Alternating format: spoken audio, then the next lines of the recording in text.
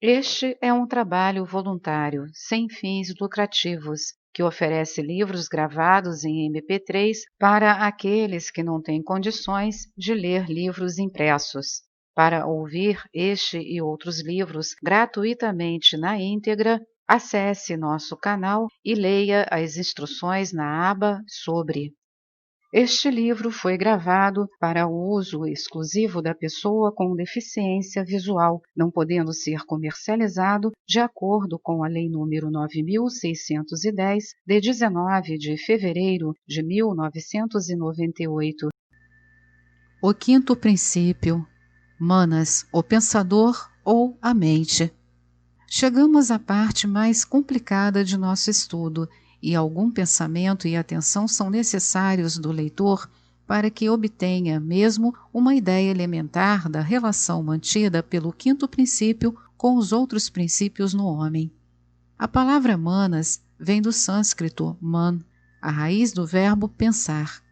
É o pensador em nós, do qual se fala vagamente no Ocidente como mente. Pedirei ao leitor considerar Manas como o pensador antes que como mente, porque a palavra pensador sugere alguém que pensa, isto é, um indivíduo, uma entidade, e é exatamente esta a ideia teosófica sobre Manas, pois Manas é um indivíduo imortal, o eu real, que se veste repetidamente de personalidades transientes, mas ele perdura para sempre. Ele é descrito na voz do silêncio, na exortação endereçada ao candidato à iniciação. Persevera como alguém que perdura para sempre. Tuas sombras, as personalidades, vivem e se dissipam. Aquilo que em ti viverá para sempre, aquilo que em ti conhece, pois é conhecimento, não é da vida passageira. É o homem que era, que é e que será, para quem a hora nunca soará. Página 31 do citado livro, de Helena Blavatsky. Ela também o descreveu muito claramente na Chave da Teosofia. Tente imaginar um espírito, um ser celestial, seja chamado de um nome ou de outro, divino em sua natureza essencial, embora não puro o bastante para ser um com o todo, e tendo, a fim de obter isso, que purificar sua natureza para finalmente alcançar aquela meta. Ela continua: ele pode fazê-lo somente passando individual e pessoalmente, isto é, espiritual e fisicamente, através de todas as experiências que existem no universo múltiplo ou diferenciado. Tem, portanto, depois de ter ganho tal experiência nos reinos inferiores e tendo que ascender mais alto e ainda mais alto com cada degrau na escada do ser, que passar através de todas as experiências nos planos humanos. Em sua vera essência é pensamento e é, portanto, chamado em sua pluralidade de Manasaputra, os filhos da mente universal. Este pensamento individualizado é o que os teosofistas chamam de o verdadeiro ego humano, a entidade pensante aprisionada em uma caixa de carne e ossos. Ele é seguramente uma entidade espiritual, não é matéria, isto é, não matéria como a conhecemos no plano do universo objetivo. E tais entidades são os egos encarnantes que animam o agregado de matéria animal chamada humanidade, e cujos nomes são Manasa ou mentes. Esta ideia pode ser tornada ainda mais clara, talvez com uma rápida olhada na evolução do homem no passado. Quando o quaternário havia sido lentamente desenvolvido, era uma boa casa sem um dono e estava vazia esperando a vinda daquele que havia de residir lá. O nome Manasaputra, os filhos da mente, cobre muitos graus de inteligência, desde os poderosos filhos da chama, cuja evolução humana já ficou muito para trás, até aquelas entidades que obtiveram a individualização no ciclo precedente ao nosso, e estavam prontas para se encarnar nesta terra a fim de completar sua etapa humana de evolução. Algumas inteligências super-humanas encarnaram como guias e instrutores de nossa humanidade infante e se tornaram fundadores e regentes divinos de antigas civilizações. Grande número das entidades mencionadas acima, que já haviam desenvolvido algumas faculdades mentais, fizeram sua morada no quaternário humano, no homem sem mente. Estas eram os Manasaputra reencarnantes, que se tornaram proprietários das molduras humanas já então evoluídas na Terra. E estes mesmos Manasaputras, reencarnando era após era, são os egos reencarnantes, humanas em nós, o indivíduo perdurável, o quinto princípio no homem. Através das idades sucessivas, o restante da humanidade recebeu do mais alto Manasaputra sua primeira faísca de mente, um raio que estimulou ao crescimento o germe da mente latente dentro de si, tendo assim a alma humana ali seu renascimento no tempo. São estas diferenças de idade, como podemos dizer, no início da vida individual, da especialização do Espírito Divino Eterno em uma alma humana, que explicam as enormes diferenças na capacidade mental encontrada em nossa humanidade atual.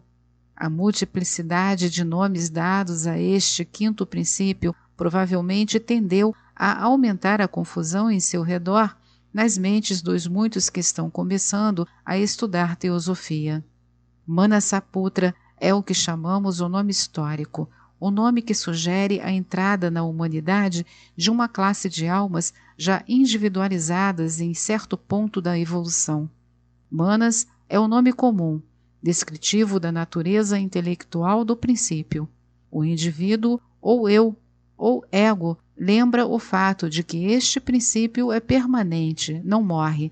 É o princípio individualizante, separando-se em pensamento de tudo o que não é ele mesmo, o sujeito oposto ao objeto, na terminologia ocidental.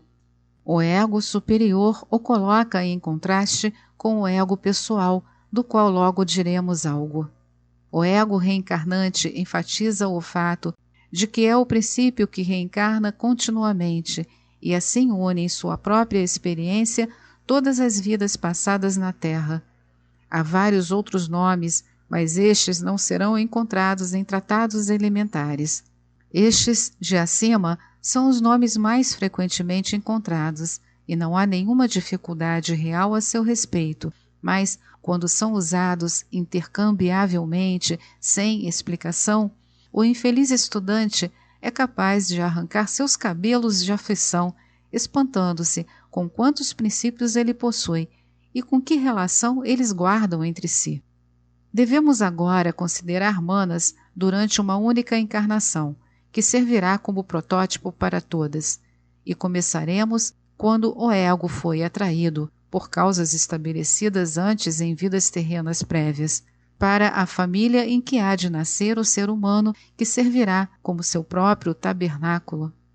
Não trato aqui da reencarnação, uma vez que esta grande e essencialíssima doutrina da teosofia deve ser exposta em separado.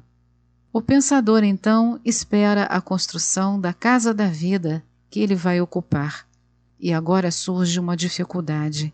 Sendo ele mesmo uma entidade espiritual vivendo no plano mental, ou terceiro de baixo para cima, um plano muito mais elevado do que o do universo, não pode influenciar as moléculas de matéria grosseira de que é feita sua moradia pela ação direta sobre elas, de suas partículas muito mais sutis.